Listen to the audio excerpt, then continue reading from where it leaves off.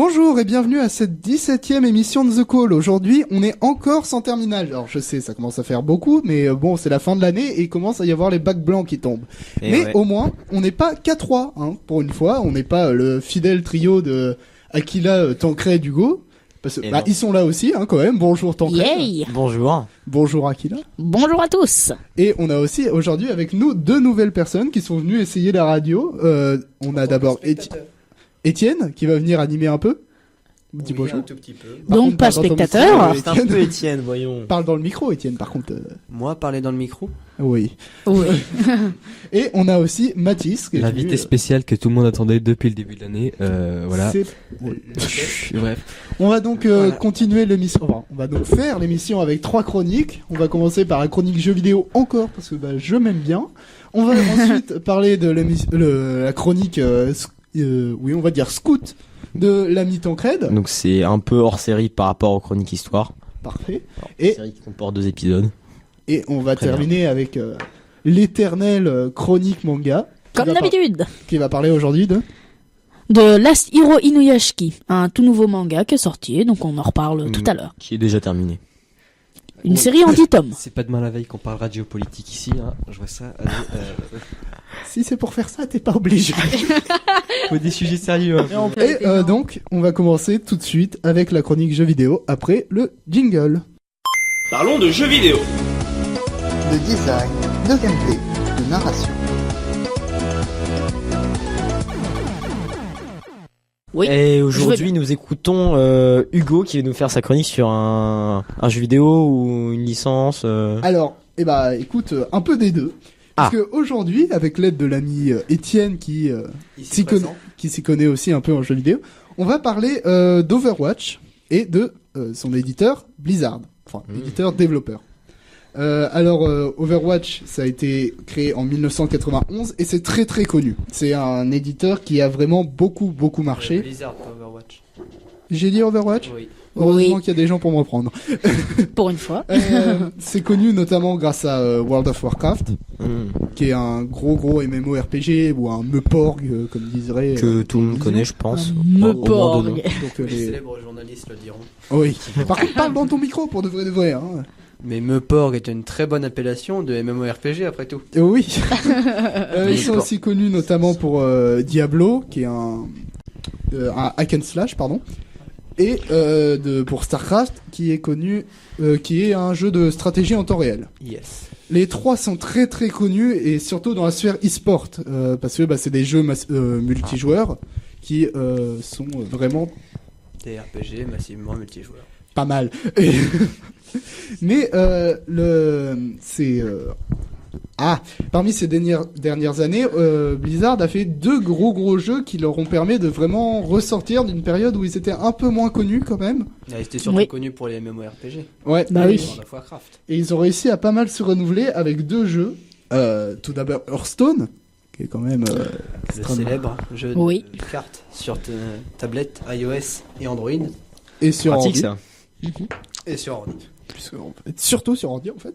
Et un peu plus récent, on a aussi eu Overwatch, le jeu de tir à la première personne qui mélange avec le MOBA. Effectivement. Célèbre. Qui lui aussi, enfin ces deux jeux-là aussi brillent dans l'e-sport. Et donc Overwatch, c'est celui sur lequel on va principalement s'intéresser aujourd'hui parce que c'est le plus récent, c'est celui que je connais le mieux et que j'y joue. Donc j'ai envie d'en parler.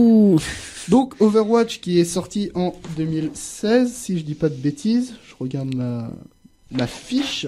Overwatch qui est sorti un jour, on ne sait pas, j'ai oublié de marquer, désolé. La date, vous rechercherez sur internet. Il y a moins de 2 ans puisque l'event Anniversary 2 est pas encore passé. Donc en 2016. Ah, c'est quand même récent. Hein. Oui.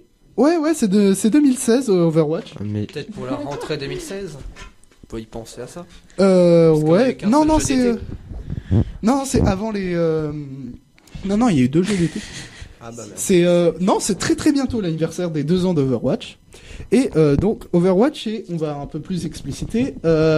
C'est un jeu de tir à la première personne. Donc là, je pense que tout le monde voit ce que c'est. Oui. Qui comporte des caractéristiques de MOBA. Les MOBA, c'est League of Legends. Si vous voyez ce que c'est, vous voyez ce que c'est qu'un MOBA. Mais Un MOBA, c'est les jeux en arène où tu peux choisir un héros qui a des Spécificité. des sorts et des caractéristiques spécifiques à chaque et tu fais des stratégies là-dessus autour de compos trop pétés et puis voilà. Ou alors tu fonds dans le tas comme un bourrin.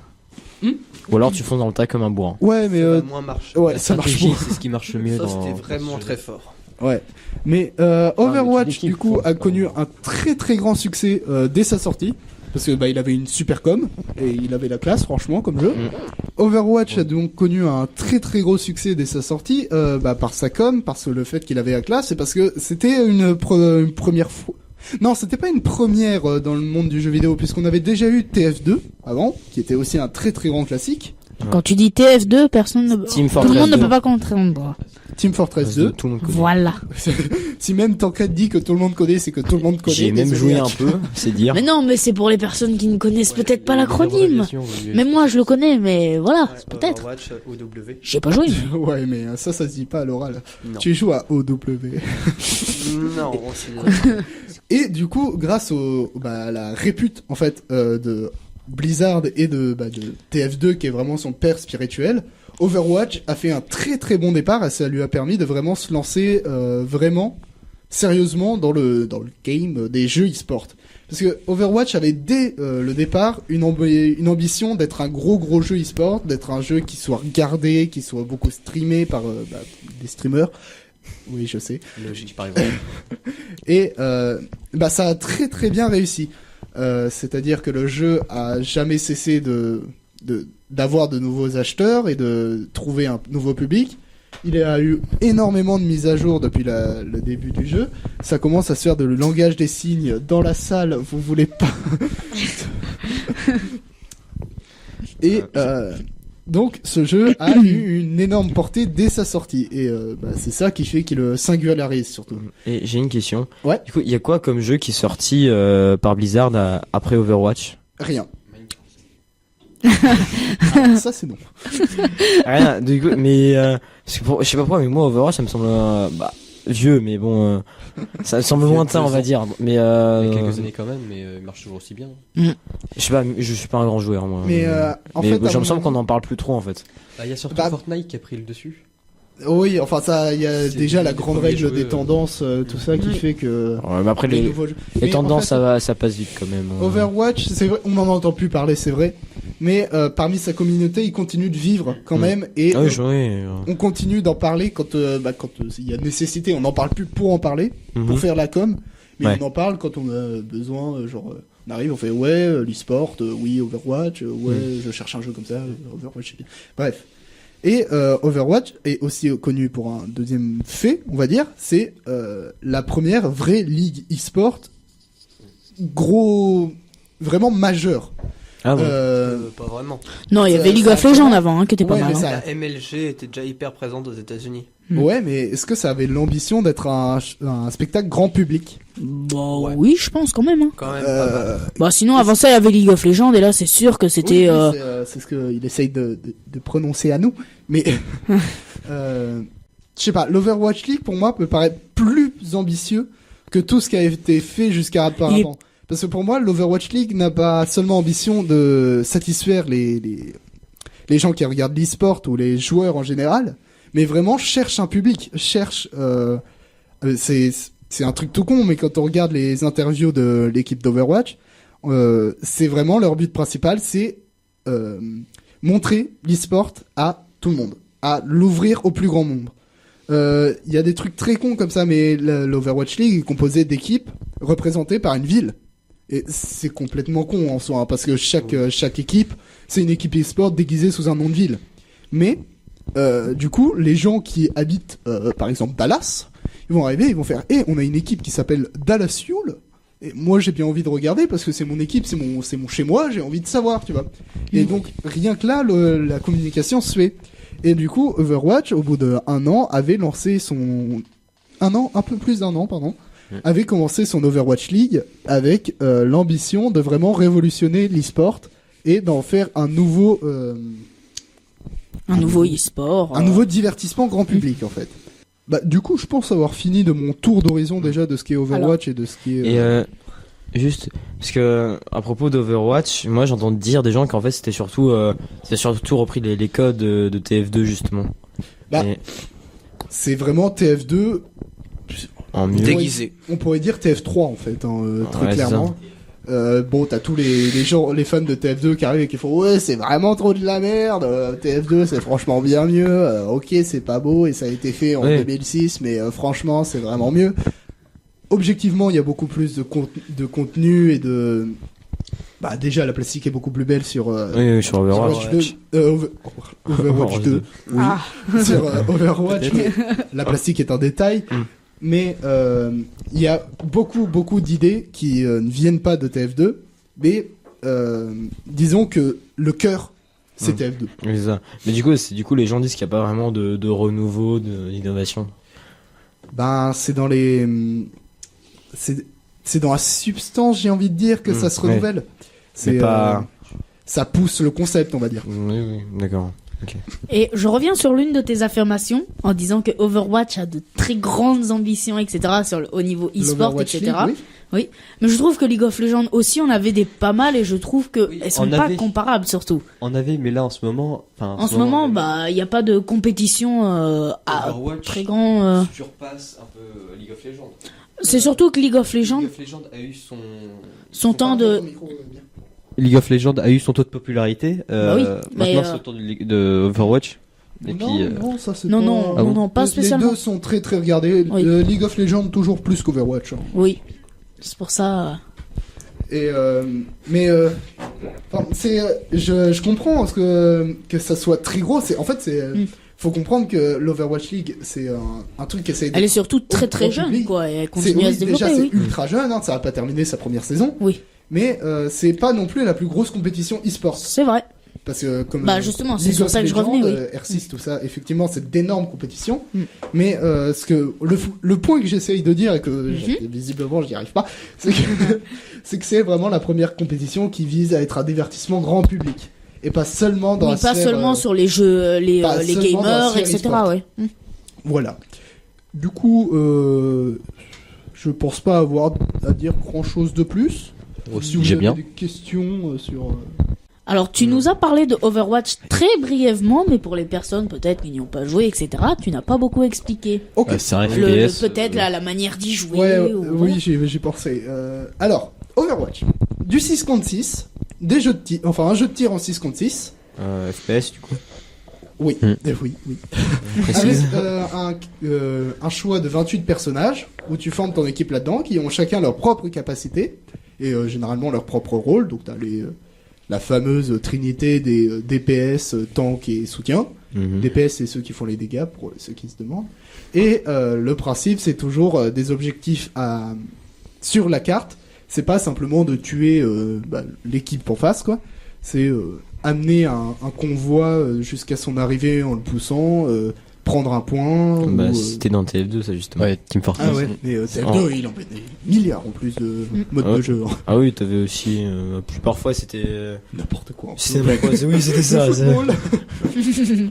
Parfois c'était avec des robots et tout. Et donc il y a 4 modes de jeu différents sur Overwatch. Les escortes où faut pousser le convoi, les attaques où faut prendre un point et la domination où faut garder un point.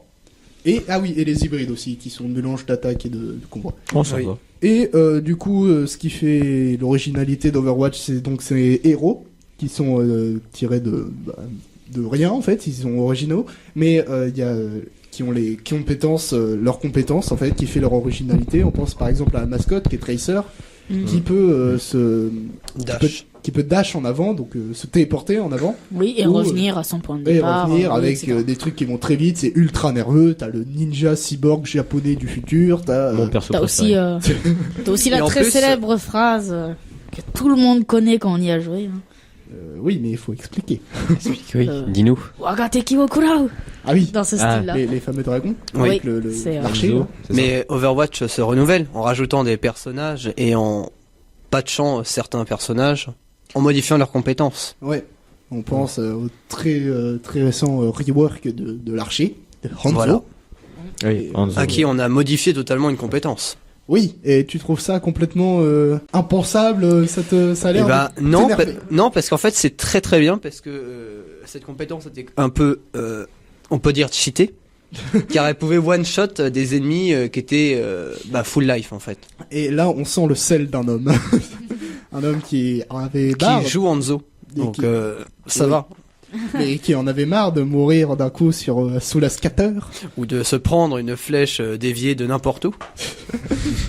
Du coup, voilà, c'est à ça que ça se résume Overwatch. C'est du 6 contre 6 sur des cartes à objectif avec un cast de héros en couleur et avec de nombreuses capacités. à Et la bien fois, nourri. Oui, et très consistant, soit comme avec de nombreuses cartes, nombreux contenus. Et on peut dire au revoir à Étienne. Oui. qui On va va- déjà. qui Étienne, va au revoir. pouvoir, y aller. Oui. Au revoir Étienne. Je vais vous dire au revoir à tous. Et peut-être à une prochaine fois en soi. Très bien. Pourquoi peut-être? Parfait. Avec le retrait d'Étienne, on va aussi se retirer au niveau de la chronique jeux vidéo pour passer à la prochaine. La chronique. Transition. Et donc, on reprend avec la chronique de Tancred, la chronique sur l'histoire des scouts, si je dis pas de bêtises. Oui, histoire et présentation du mouvement. Alors, du coup, juste une question autour des petits comités qui est autour de cette table. Qui connaît les scouts, à peu près? Bah, je connais de nom, Moi. mais, par le fait qu'ils ont une petite écharpe avec des badges dessus, et moi je trouvais ça trop classe quand j'étais petit. Alors, c'est Effectivement. compliqué, mais... Alors, déjà, parce que c'est pas tous les scouts qui ont ça, justement. Alors, parce que aujourd'hui, on va dire qu'il y a différents mouvements scouts, mais bon, si on revient aux origines, on avait du coup qu'un seul mouvement, c'était fondé en Angleterre, par Lord Baden-Powell, qui a été anobli suite à la fondation du mouvement, qui a créé en fait le scoutisme. En fait, ça a commencé, le premier camp scout réellement, ça a été en 1907 sur l'île de Brossie, L'accent anglais, merci. de retour, qui réunissait pas mal de jeunes, mais vraiment de tous les milieux. Et surtout ceux des banlieues qui étaient un peu désœuvrés, un peu qui ne savaient pas trop aller, comme il y en a toujours aujourd'hui, qu'ils a réunis en 1907 justement sur ce camp, justement pour les aider justement, parce qu'en fait c'est ça, le scoutisme, on va dire, c'est une seconde pédagogie, une seconde éducation qui vient seconder la première, celle des parents. Donc ça peut commencer assez jeune et ça se termine jamais. C'est jusqu'à la mort. C'est pour ça que le terme ancien scout n'existe pas. Et ça, c'est beau. Et ça, c'est très beau. Voilà. Donc c'est ça. Donc en fait, l'idée de base BP Baden-Powell l'a eu en 1899 lors d'une siège de Mafeking, une bataille que je raconterai peut-être plus en détail lors d'une prochaine chronique. En gros, c'était pendant la guerre des Boers. C'était contre des... je expliquerai ça aussi dans une chronique, c'est trop compliqué à expliquer. Mais en gros, où il a dû... il a fait appel aux jeunes pour l'aider à faire passer des messages et tout, les communications, parce qu'il a vu que les jeunes, quand ils étaient motivés par quelque chose qui les plaisait, ils pouvaient se révéler très efficaces. Il a notamment tiré ça de sa propre expérience. Donc ensuite, le mouvement a été importé en France par le père Sevin. Donc c'est là s'était fondé les scouts de France. Donc toujours dans la même continuité de BP, la même philosophie de vie, on va dire. Et après il y a eu ça a survécu à la Première Guerre mondiale, à la Seconde, même s'il y a eu une baisse très significative, parce que parce que les scoutisme, je crois, ça a été interdit sous l'occupation. Ça a été interdit. Mais il y a une raison pour laquelle ça a été interdit, ou c'est juste qu'ils aimaient pas les scouts parce que les scouts ils sont méchants.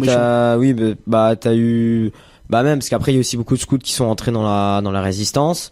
T'as aussi Scouts de France et les Scouts de France, t'as aussi par exemple parfois dans les camps t'as le lever du drapeau, donc c'est un peu patriote.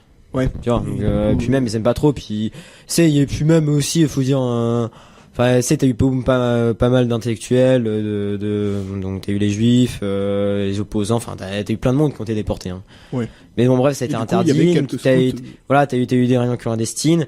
Du coup, le mouvement a un peu baissé suite à ça. Après, il y a quelqu'un qui l'a redynamisé, c'est Michel Menu, qui a inventé donc les raiders scouts, et notamment le concept de raid, c'est-à-dire des scouts qui partent seuls ou à deux quand ils sont trop jeunes, pour faire une marche vraiment sur 2-3 jours, avec une carte, à boussole. Bon, après ça a pas mal évolué, mais c'est vrai que c'était à l'époque, c'était impensable d'envoyer, de laisser partir des jeunes tout seuls dans la nature pendant 2 jours, surtout avec les moyens de communication qu'on connaît à l'époque. Allez vous perdre dans la forêt. Ouais, non, parce que maintenant, je veux dire, quand moi j'ai fait mes raids, j'avais un téléphone portable, j'avais pas le droit d'utiliser, il était dans une enveloppe scellée. C'était vraiment en cas d'extrême urgence. D'ailleurs, j'ai dû l'utiliser, mais je l'ai en travers la gorge, mais parce que le but, justement, quand on va quand on campe dans la nature, c'est pas pour faire bobo, on est en communion avec la nature. Non, c'est vraiment pour un peu pour se déconnecter du monde, être plus proche de la réalité. C'est d'ailleurs le sens du concret, c'est l'un des 5 l'un des grands buts du scoutisme. Et après, en France, t'as eu la scission parce que les scouts de France ont voulu changer de pédagogie. Du coup, il y a eu les scouts, ça je crois dans les années 60 à peu près.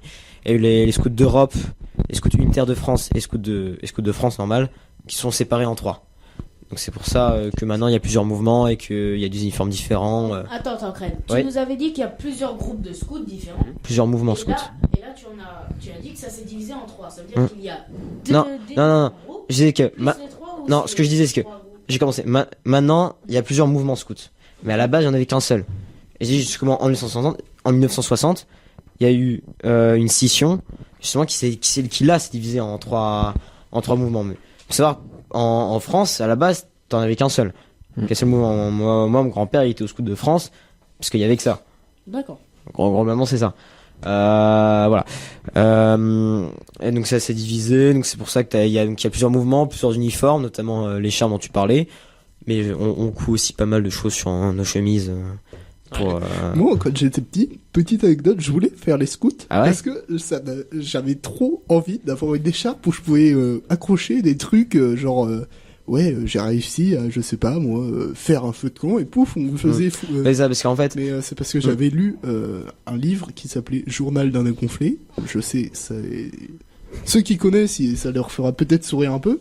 Et dedans, à un moment, il va chez les scouts et il a les fameuses écharpes comme ça. Et moi, j'avais trouvé ça trop cool. Et je m'étais découvert une passion pour les scouts à ce moment-là. mais c'était un livre de quelle époque à peu près? C'est un livre pas très très vieux. Hein, Ouais. Ah oui, il y en a encore qui 2010 sortent à peu aujourd'hui. près, ouais, 2010. Parce que Ouais, 2010, un truc on comme ça. sait qu'il y a aussi une autre série de livres qui, pour le coup, est franchement vieille. C'est Le Prince Eric, qui date des années 30. Et le dernier bouquin a été terminé en 1943. Sous l'occupation. Et les scouts. Oui, c'est très centré autour des scouts. Alors justement, pour revenir à cette écharpe et les insignes qu'on coud, c'est vrai que comme je l'ai dit, le scoutisme c'est une seconde éducation, une seconde pédagogie, donc il y a aussi une notion de progression. Et c'est vrai que du coup il y a une progression et par exemple l'aspirant, celui qui vient d'arriver, bon là on l'apprend à faire un feu, puis quand il sait faire un feu seul, quand il a réuni un certain nombre de critères, quand il sait faire ça, il peut coudre le badge. Mais ça c'est une progression qu'il y a par exemple donc au camp, par exemple badge de camping, savoir faire un feu, savoir faire la cuisine et tout. Mais après il y a aussi un badge qu'on peut avoir entre guillemets à la maison, par exemple que si tu fais un sport de combat, t'as un badge sport de combat.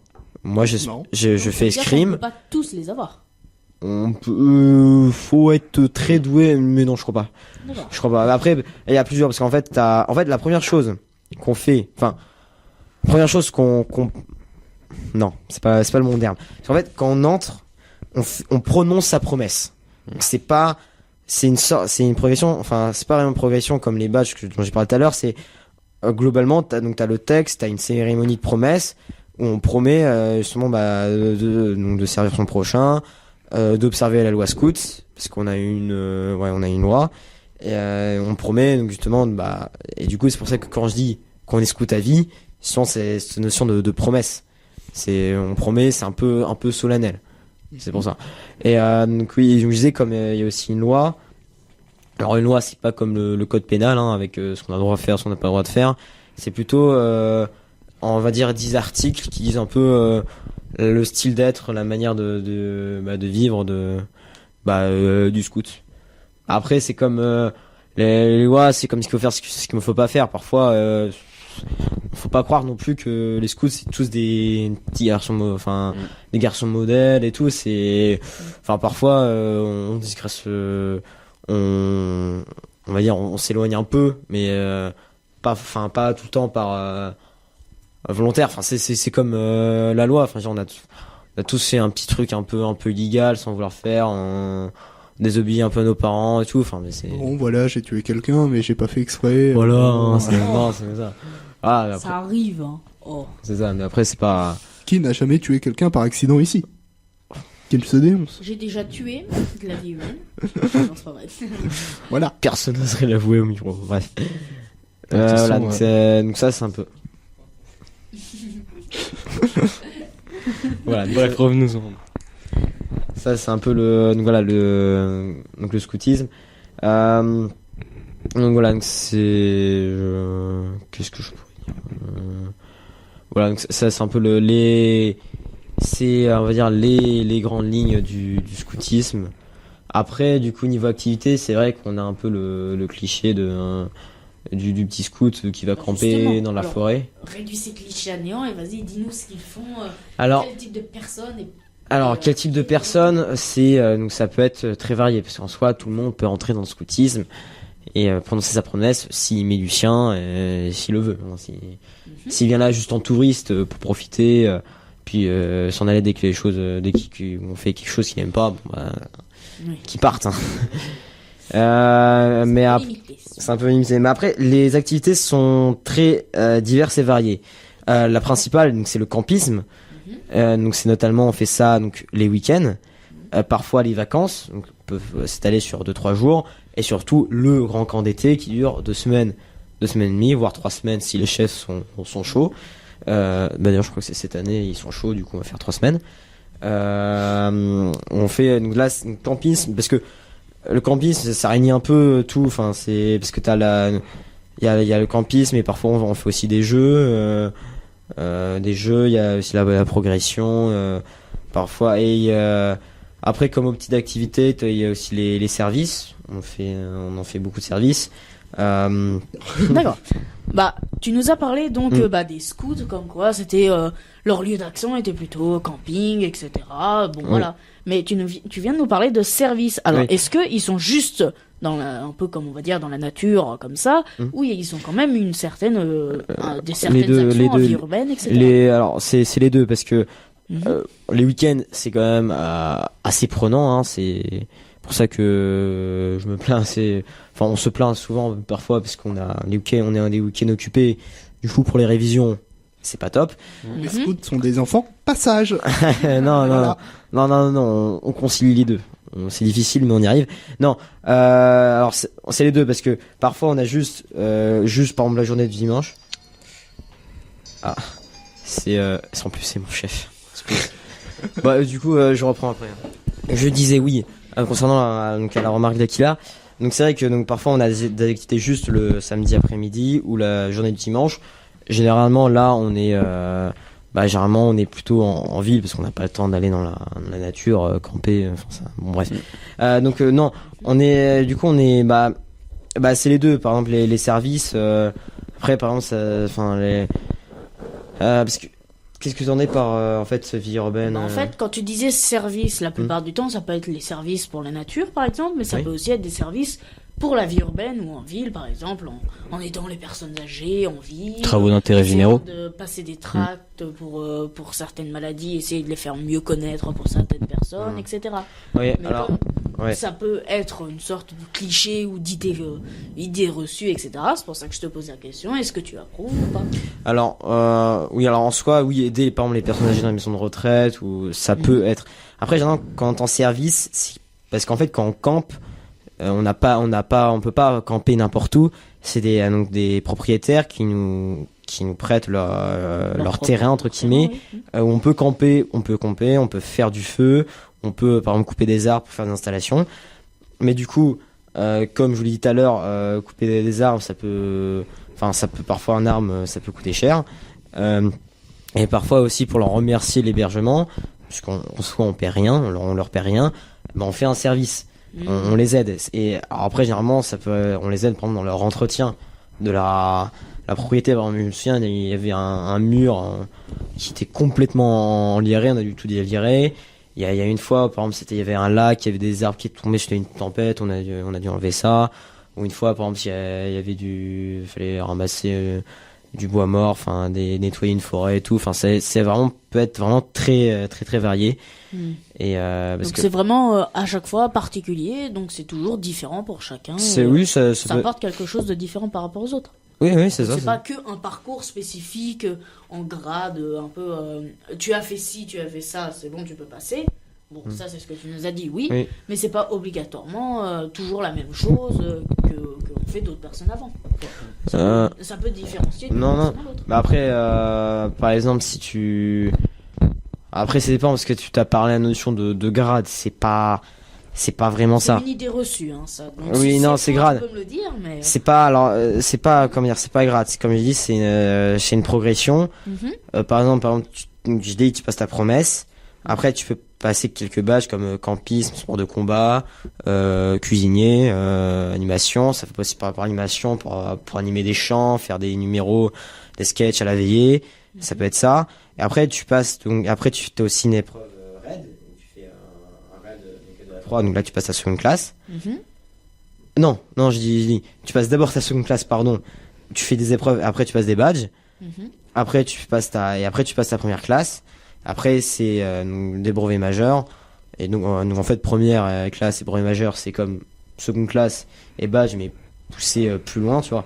Bah après, tu vois, on doit réaliser des défis et tout, mais les défis ça peut être différent parfois, mais après il y a des choses qui reviennent parce que on dit alors attends, lui il a fait quoi pour son truc, ah oui il fait ça, bon je vais peut-être faire ça, enfin tu vois, il y a une petite tradition entre guillemets. D'accord. Et après mais ça doit rester dans le thème, tu vois. Par exemple j'ai pas de contre-exemple, mais par exemple si je cuisine, tu dois cuisiner ça, tu vas pas faire autre chose. Tu peux pas faire ce que tu veux non plus, quoi. C'est quand même assez, c'est dans un domaine en fait. Oui, c'est dans un domaine. D'accord, je vois. Mais après il existe plein de domaines.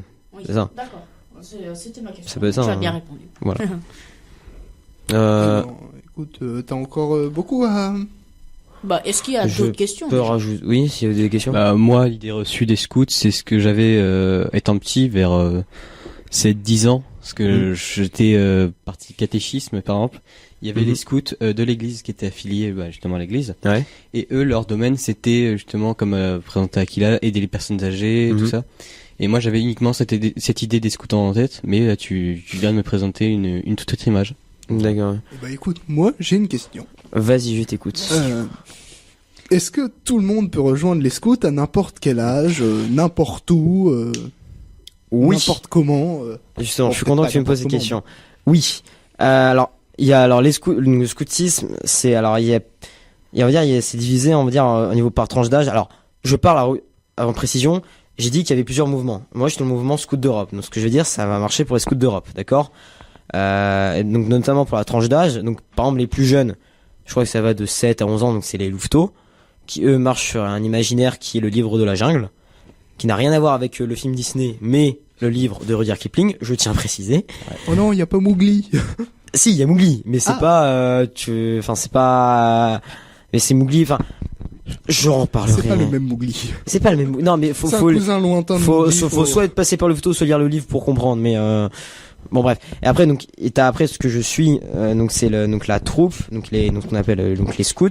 Généralement c'est l'image qu'on a le plus commun avec la chemise beige et chemise beige. Donc nous on a le béret, mais les Suisses je crois qu'ils ont le chapeau 4 bosses. Ouais, bref. Et après ce qu'on appelle la route, c'est ce que je vais passer l'année prochaine, c'est pour les étudiants et les adultes, etc. Voilà. Donc oui, donc pour te répondre à la question, oui, on peut entrer à n'importe quel âge. Notamment avec, donc t'as la route où t'as aussi une autre progression. où les programmes est un peu plus allégé parce qu'on sait très bien qu'avec les études, métier dans la vie active, bah ça prend plus de temps. Aussi, bah voilà, on peut fonder une famille, je sais pas, avoir un métier, ouais voilà. C'est une idée bizarre, toi. On peut être scout et on peut vouloir une famille, n'importe quoi. Non, c'est pas ça, c'est voilà. Après on peut aussi être par exemple chef scout. Chef, ça demande qui demande du temps, investissement. Nos chefs, ils sont jeunes, hein, ils sont dans la vingtaine. Je crois qu'il y en a qui sont plus jeunes, ils vont me tuer si je dis ça, mais bref, ils sont chefs. Mais après, par exemple, parce que justement, nous on a chef d'une troupe, mais après t'es aussi niveau du district. On va dire du département, de la région, et puis de la France. Désolé, mais à coup pas. Les scouts lui prennent tout son temps. Il Euh... l'appelle H24, il le harcèle. Ah oui, en plus c'est encore pour ça, c'est vraiment voilà. Bref. Non. Et c'est ça. Voilà, donc du coup voilà, on peut par exemple on peut être scout à n'importe quel âge. Il n'y a pas d'âge pour entrer. Pas de restriction. Il n'y a pas de restriction. Au contraire, on est content quand il y a une monde qui viennent, même plus vieux. Par exemple, on n'est pas obligé d'être louveteau depuis ses 7 ans. Hein. Oui. Par exemple, moi, les louveteaux, j'ai fait qu'une seule année. Et après, je suis monté à la troupe. Et je sais qu'il y en a qui ont fait qu'une seule année à la troupe et qui sont passés à la route. Voilà. Et qui sont de très bons routiers, de très bons scouts. Il n'y a aucun problème. Eh bien, écoute, parfait pour cette petite information, j'ai envie de te dire, sur les scouts, une chronique informative, au fond. Oui, voilà, c'est ça. C'était.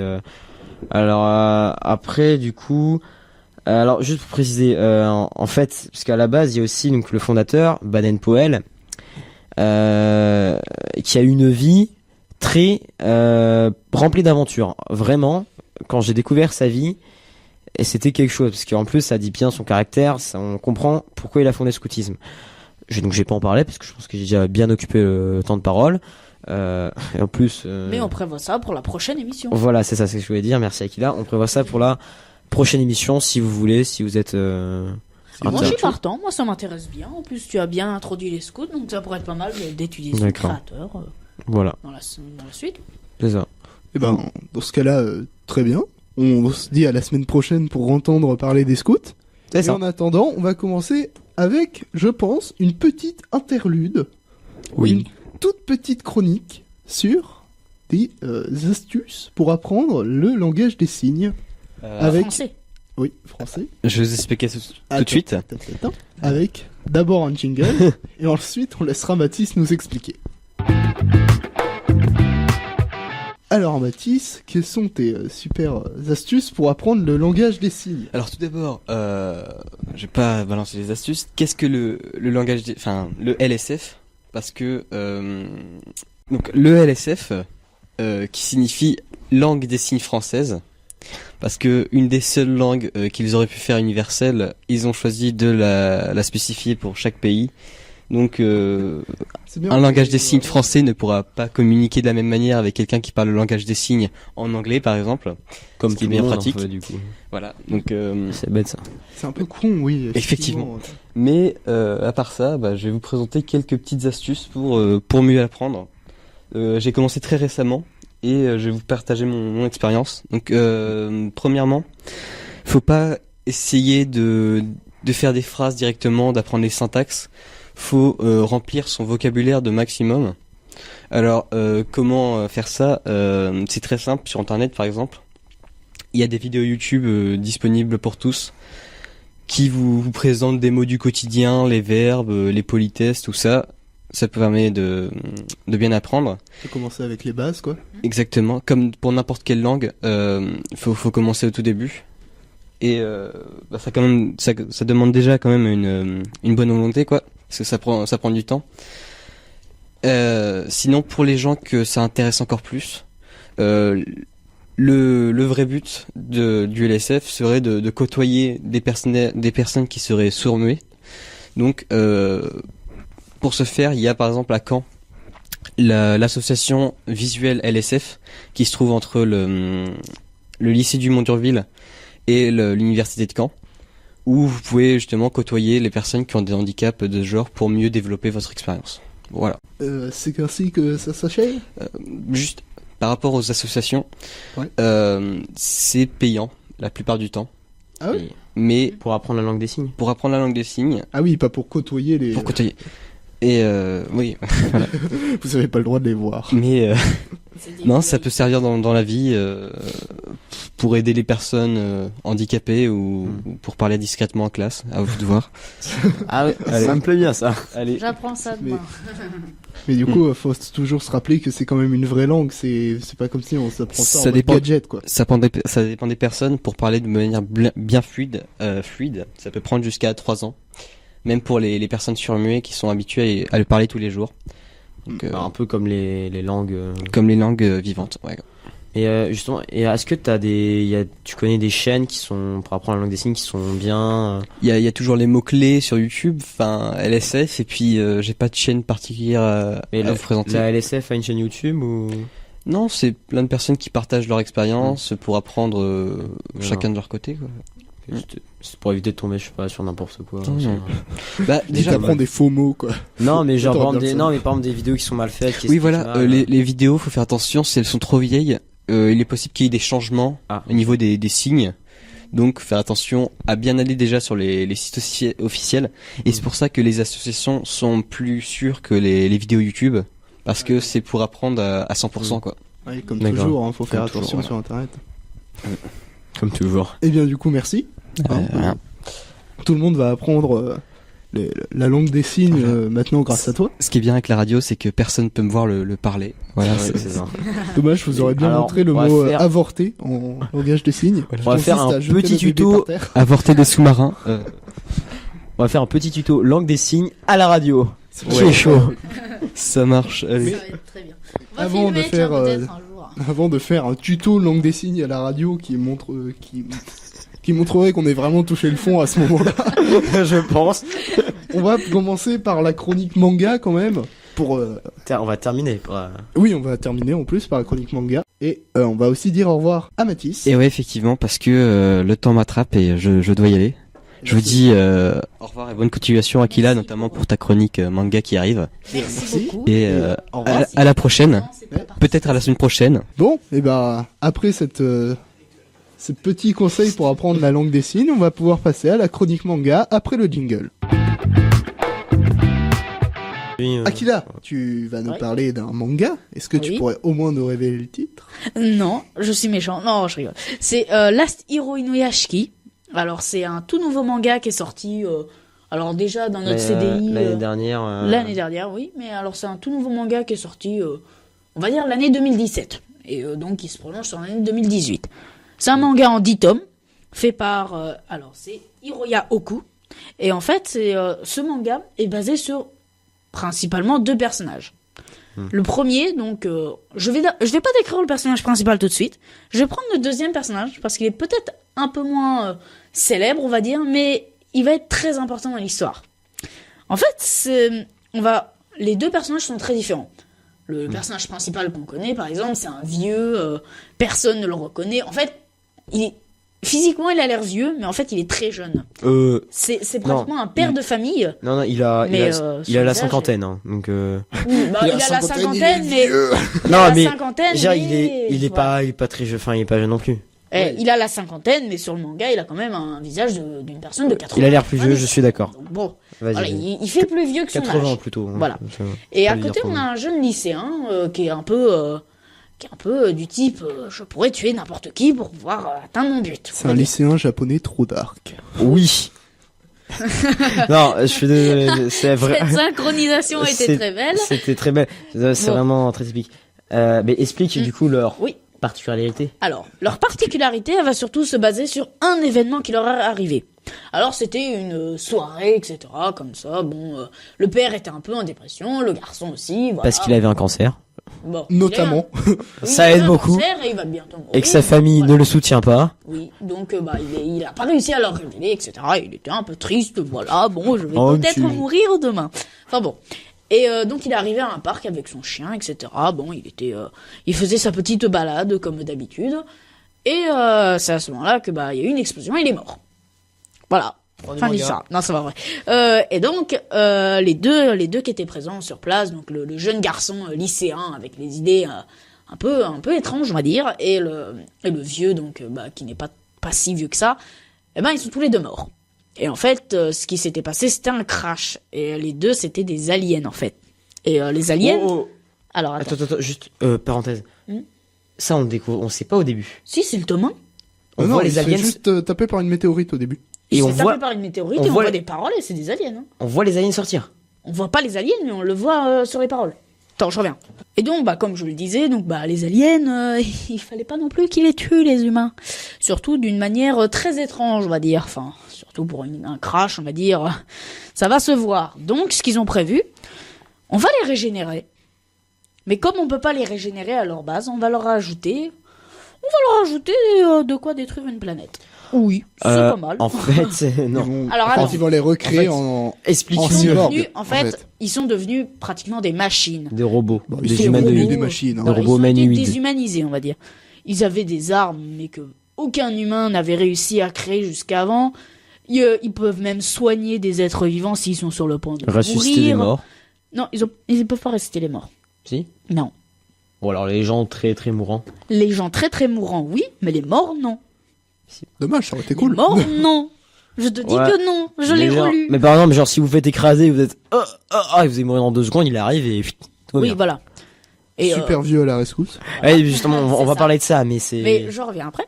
Et donc, pour l'instant, je vais essayer de me baser sur le tome 1. Et donc, en gros, il y a eu, il y a 2 idées qui se sont développées. Il y en a un avec, j'ai plus mon cancer, mais j'ai plus mon corps non plus. Voilà. Et j'ai aussi une bombe dans la tête. Mais bon, on va rien dire. Hein. Et donc, oui, il a... Qu'est-ce que je disais déjà? Vas-y, ils sont Deux transformés en robots. idéologies qui Oui. s'affrontent entre Et les deux. donc, il y a eu les 2 idéologies. Le jeune qui veut révolutionner le monde et changer toute la face de la planète Non, pour pratiquement devenir un dieu. non, Oh, si, je suis désolé. non. Alors non, Ekia, je suis désolé. Alors, attends. Pour Je- l'instant, tu vas me laisser terminer. Et après, tu pourras dire ce que tu veux en question. Et ensuite, on a le vieux qui va essayer plutôt de protéger sa famille, etc. Et donc, le protéger de lui. Et d'être Et on va un mec avoir un sympa. début assez, on va dire, combattant là-dessus. Je vais pas essayer de spoiler, puisque moi, j'ai lu la fin, qui est au tome 10. Mhm. C'est pour ça que, pour l'instant, je vais m'abstenir de beaucoup de détails, sauf si on me pose des questions, et là, je vais y répondre. Mais leur mentalité va changer, surtout le jeune garçon lycéen qui était sur le point de détruire toute la planète parce qu'il en avait envie. Surtout que Ok. il avait un quota de 1000 personnes à tuer par jour, comme ça. Alors juste, Et voilà, c'était un peu limite. Mais Alors, voilà. en fait, Est-ce je que tu as pense une- que tu Oui. as vraiment très mal interprété les intentions des 2 personnages. Surtout celui du jeune. Le jeune ne veut pas révolutionner, devenir le maître du monde. En fait, ce qui se passe, c'est que les 2 sont devenus des machines. D'ailleurs, il y a une scène un peu bizarre, un peu chelou, où le vieux, il va avoir sa tête qui va s'ouvrir, il va découvrir que c'est une machine. C'est cette scène qui est un peu dégoûtante. Enfin, bref, où il vomit par son bras, notamment. Parce hyper que chelou. ça n'a pas été digéré. Voilà. Oui, voilà, parce que c'est hyper chelou, pardon. Et en fait, ce qui se passe, c'est que du coup, les 2 vont se dire, merde, ils sont plus humains. Du coup, ils vont essayer de se raccrocher. Enfin, ils vont se dire, qu'est-ce qui fait de moi humain? Ils vont essayer de, pas de De recouvrir. résolver le problème Voilà. à leur manière. Voilà. Non, pas vraiment de résolver. De reconquérir leur humanité. Oui. Non, parce qu'ils savent pas comment faire. Ils savent pas. Mais juste qu'ils vont une essayer. machine à l'intérieur. En fait, ils vont essayer genre d'avoir d'éprouver des sensations fortes qui leur prouvent qu'ils sont humains. Donc en fait, et après c'est vrai que c'est 2 antagonistes parce que le vieux, on va le dire un tome plus tard, mais il va faire ça genre en aidant les gens. Parce qu'en cherchant un peu la reconnaissance, parce que sa famille soutient absolument pas, il s'est pas respecté par sa femme, il s'est pas respecté par ses gosses, son seul ami c'est son chien. Enfin bref, c'est une chaîne, il va essayer, en plus, il va essayer de retrouver un peu de dignité, justement, notamment, on a dit qu'il fait les super pouvoirs pour guérir les gens. Il va notamment, essayer il va aller d'hôpital en hôpital pour essayer de secourir les gens ou de sauver les gens. Vraiment, il va se dresser contre toute une troupe de yakuza et tout, j'en dis pas plus. Et le jeune, alors pour le coup, c'est très typique des mangas. Apparemment, c'est un peu un sadique dans l'âme parce qu'il trouve des sensations fortes quand il tue des gens. Mais après, sadique, c'est pas un sadique qui explose de joie, c'est plutôt dans le style calme, froid, mais qui tue des gens au hasard. Et voilà, qui tue de sang-froid. Après, ça va dégénérer et tout, comme Akila l'a dit. Voilà, c'est pour ça. Mais on va s'arrêter s'arrêter là. Ouais. Parce que sinon, si tu Oui, dis trop, au point de vue on de va l'histoire, on va s'arrêter là. Mais bon, on va s'arrêter là pour le topic, comme ça, parce que sinon ça va un peu trop loin dans le manga. Et c'est surtout un très bon seinen et j'aimerais ne pas le spoiler. Ah oui, Mais ce bon. manga il m'a beaucoup intéressé déjà de base, surtout par son titre, Last Hero. Pourquoi le dernier héros? Alors, bon, je pense que l'histoire, je le sais que l'histoire se révèle un peu plus loin en histoire de héros, etc. Et surtout Inuyashiki, le nom du vieux qui est donc ici un peu le personnage principal. Et c'est pour ça que ce manga, même si bon, je sais que c'est les mangas à titre à rallonge que les personnes n'aiment pas trop, je ne citerai pas de nom, genre Konosuba par exemple. Est-ce que vous savez le titre entier? Non, il est chiant. Il est très très long, moi je le connais. Non, mais tu le diras une autre fois, t'inquiète pas. C'est une autre fois, je pourrais en parler, tiens, ça pourrait être marrant. Mais bon, voilà. Et donc je reviens sur ce que je disais. Et donc ce manga il va se développer très très vite, c'est pour ça qu'il est très très bien. J'aime bien les mangas qui sont assez courts, qui développent leur histoire en premier et deuxième tome et qui laissent toute la narration derrière en continu. Sans pour autant zapper Voilà. des étapes, c'est ça qui est bien. Et alors j'ai beaucoup aimé les graphismes aussi Oui. de ce dessin et ils sont magnifiques, même si il peut y avoir des scènes un peu glauques comme le disait Oui. Tancred Et tout à justement- l'heure. Il y a quand même des très bons côtés dedans dans les graphismes. Et Mais- s'il n'y a pas ces graphismes, je pense que le Ça manga perd. aurait perdu Ouais. son charme. Alors, Voilà. j'irais pas. Alors, magnifique, oui, mais pas dans le sens beau comme on peut avoir dans les films Miyazaki, mais plutôt dans le sens réaliste. Voilà. Vraiment ultra réaliste. Je crois que c'est l'un des rares mangas où les Japonais ont une gueule de Japonais. Excuse-moi, il faut le dire. C'est vrai qu'ils sont un peu généralisés Un parfois. peu généralisé, je suis sais pas, mais enfin bref, c'est vraiment une gueule de Japonais. Puis, enfin, t'as vraiment enfin, Tokyo qui, après, enfin, Ça les se bâtiments situe au Japon. qui se situent au Japon, mais qui sont vraiment bien Mm. constitués. Aussi, il faut savoir parce que du coup, en fait, le scénario de base, il a l'air complètement déjanté. On est d'accord, des gars qui deviennent des robots, un qui est un super héros, un autre un super vilain. On a croit totalement dans un truc de Marvel. Mais ce qu'il faut savoir, c'est que du coup, de part les graphismes donc très réalistes, mais vraiment très saisissants. Mais aussi l'histoire, parce que le gars au début, enfin on se croirait dans un livre de Zola, mais dans un Japon contemporain. Enfin, excuse-moi, mais le gars, enfin je l'ai dit, mais il a le cancer, il gagne pas très bien sa vie, il s'est fait un peu chier dans son boulot, il fait pas un boulot de malade, il s'est pas respecté par ses gosses, il s'est pas respecté par sa femme, enfin bref. Et après, ce qui est bien, c'est qu'on part totalement un peu dans le thème super-héros, parce à la fin, notamment donc tome 1, j'ai pas spoilé, mais c'est carrément un combat de super-héros. Enfin, vraiment. Et c'est ça qui vient, c'est qu'on passe d'un truc qui a l'air hyper réaliste, mais un peu chiant, où tu dis t'as pas envie de lire ça, à un truc vraiment, je l'ai dit, déjanté, et irréaliste, du coup. Et après, mais je crois que, après, ils ont dit, je crois que c'est aussi une sorte de critique, je crois, du Japon moderne. Mais après, Oui. comme Alors, j'ai une culture de shot pour le Japon. Et ben voilà, je reviens là-dessus justement Vas-y, parce que rebondis j'allais là-dessus. en parler. En fait, on peut voir une véritable critique de la société dans ce manga. Avec, par exemple, il y a un moment, il y a des dealers comme les Yakuza de tout à l'heure. On peut y voir leur manière d'agir, etc., qui est franchement un peu, on va dire, un peu excessif. Et justement, en fait, cette image que nous fait ressortir l'auteur, donc qui est ici, je vais dire Oku, et en fait, ici, elle est très très très intéressante pour ma part parce que c'est la manière dont lui il voit le Japon. Alors peut-être pour des étrangers, on va dire des gaijin, voilà, c'est dit. Peut-être pour des personnes, ça va être pris différemment. Oui. Par exemple, on va se dire, mais non, c'est un pays magnifique, il y a pas tous ces problèmes, etc. Et pourtant, c'est faux. Ça a beau être le Japon, ça a beau être un pays très développé, il y a quand même beaucoup de problèmes. Ce n'est pas un pays à part. Et c'est justement ce qu'il a voulu représenter par ce manga. D'ailleurs, ce manga était... je crois qu'il a fait au moins une bonne 20-30 de pays déjà, en comptant l'Amérique, qui n'est pas les plus acheteurs dans les mangas, et pourtant, il a quand même reçu une très très bonne critique. Je crois qu'il a été premier dans plusieurs concours, etc. Ouais, mais et pourtant, j'ai dit, moi, au début, ça me rebutait un peu, parce que, enfin, notamment avec l'histoire du vieux qui vomit par son Je bras. suis d'accord. Au début, en fait, ça t'a vraiment j'ai vu- traumatisé. je pense, mais en fait, de l'année dernière, j'ai lu le premier tome, je me dis, oh putain, non, je suis sûr, je vais pas lire la suite, ça va pas me plaire. Pas de gros mots. À la radio. zut, ce livre ne va pas me plaire du tout. Je Je ne ne peux conviens point- pas tout à fait. Je Ouais, ne quand même peux pas point tout à fait. m'accoutumer à cette lecture. Voilà.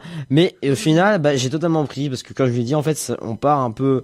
Enfin, ce qui marre parce que du coup, on part dans on va dire, dans un truc un peu de film super-héros. Enfin, bon, BD super-héros, même si, enfin, bon, bref, voilà. Mais sans perdre son côté réaliste parce qu'il y a les graphismes qui sont là pour nous le rappeler. Et c'est vraiment. Après, je pense que c'est très rare. J'ai jamais vu un manga où les graphismes sont aussi réalistes.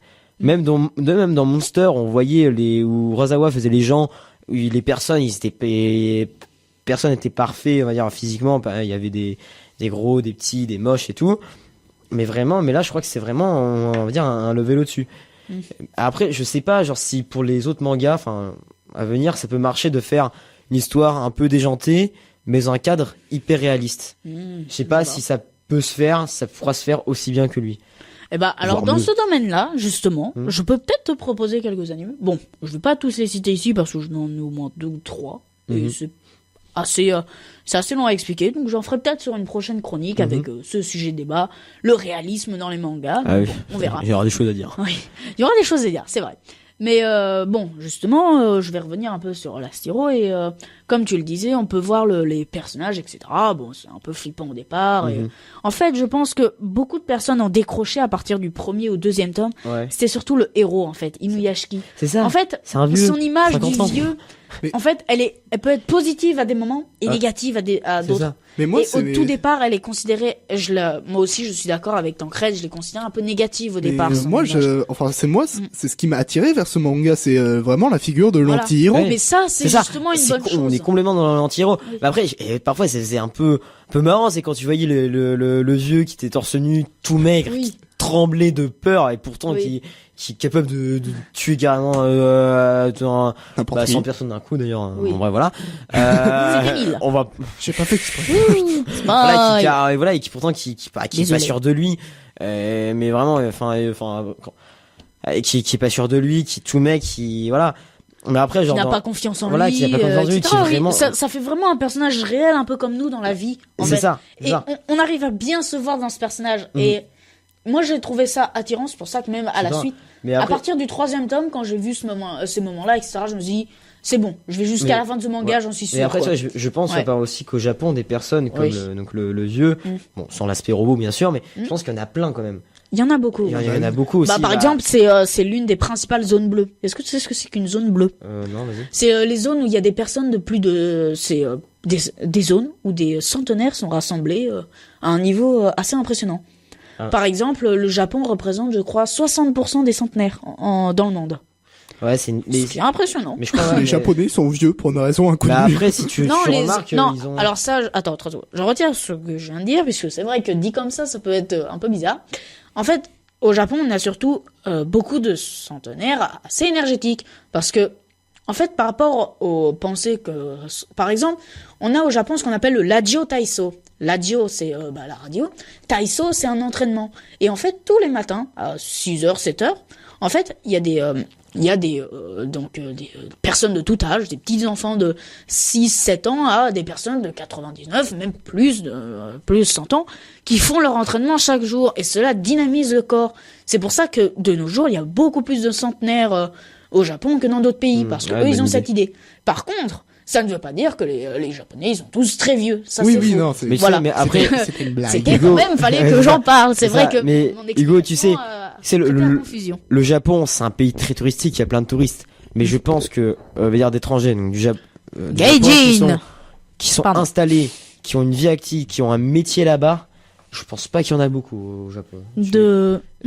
Par exemple, d'étrangers qui vivent, mais vraiment à plein temps au Ah, Japon. alors ça, je te prouve le contraire. Rien que mon père, par exemple, Ouais. alors, il n'a pas travaillé à plein temps, c'est vrai, mais il a quand même travaillé 6 ans au Japon, par exemple. Et je connais d'autres personnes qui sont encore au Japon. Mais genre dans une Je connais une entreprise internationale. Je connais ou- un ami, par exemple, à 18 ans, il est allé au Japon, et aujourd'hui, il en a 70, et il est toujours au Japon. T'es Il plus est vieux jamais qu'on se- retourné en France. T'es plus vieux que ce qu'on pensait. À qui là Mais non, mais j'en ai 16, hein. Ne vous en faites pas. Hein. Enfin. Et il a pas eu du mal à s'installer ou? Alors au départ, évidemment, il y a le problème du langage, etc. Ouais. Mais au fur et à mesure du temps, en fait, le but c'est pas d'essayer de se dire ah ouais, mais ça me fait peur, etc. En fait, surtout l'idée c'est de pouvoir se lancer au départ. Il a bien été accepté dans le. Alors au départ, c'est très compliqué, surtout quand les gaijin. Le problème avec ça, c'est que on peut avoir deux images différentes au Japon. Par exemple, au Japon, il y a la règle, il est interdit de jeter des cigarettes dans la rue. Ah oui. Tu ne trouves jamais de mégots de cigarettes dans les grandes rues de Tokyo, par exemple. C'est impressionnant. Ou des crachats, t'en as jamais, quoi. Et d'ailleurs, au Japon, il n'y a pas de poubelle. On ne met pas de poubelle, comme ça, tu ne peux pas jeter tes déchets dehors. Mais alors que nous, en gros, t'es obligé d'avoir un sac avec toi et tu mets tous tes déchets quand tu te déplaces à long terme. Ça, c'est un peu chiant. C'est un peu chiant. Mais après, c'est au moins ça, c'est inscrit dans leur culture, dans leur habitude. Ça fait. Mais après, pour nous, ça a l'air bizarre.